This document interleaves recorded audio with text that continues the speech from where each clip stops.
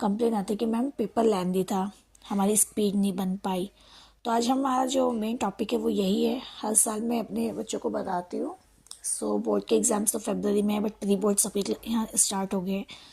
सो पहले देखिए, पेपर लेंदी तो होगा, नो डाउट, बट मैनेज कैसे करना है टाइम, ये आपको आना चाहिए। देखिए, सबसे पहले जो आपका रीडिंग पैसेज है, 2 पैसेजेस आएंगे आपके, उनको आपको 20 मिनट्स यानी 40 मिनट्स आपको एक रीडिंग पैसेज, मतलब दोनों रीडिंग पैसेज 40 मिनट्स में सॉल्व करने हैं।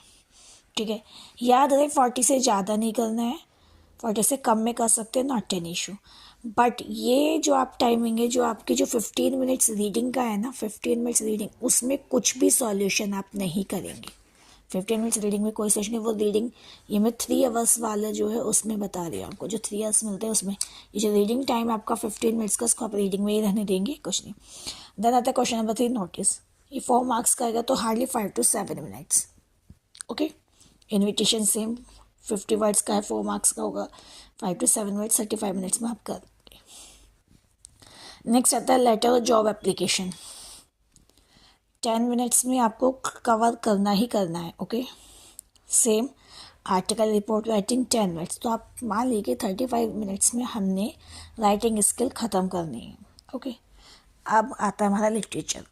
पोएम का एक्सट्रैक्ट है, 6 क्वेश्चंस आएंगे, तो आपको 8 मिनट में फिनिश करने हैं। ओके, फिर आते हैं फ्लेमिंगो के एक्सट्रैक्ट, वो भी आपको 8 मिनट में, और एक्सट्रैक्ट जो विस्टास का वो भी 8, तो ये 24 मिनट्स में सारे फिनिश करना है।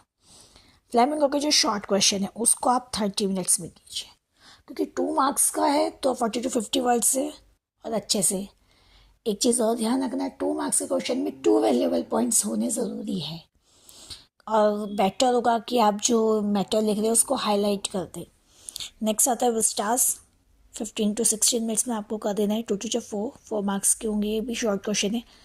अब आता है लॉन्ग क्वेश्चन, 5 मार्क्स का एक, फ्लेमिंगो का 10 minute, then long question vistas का 10 मिनट।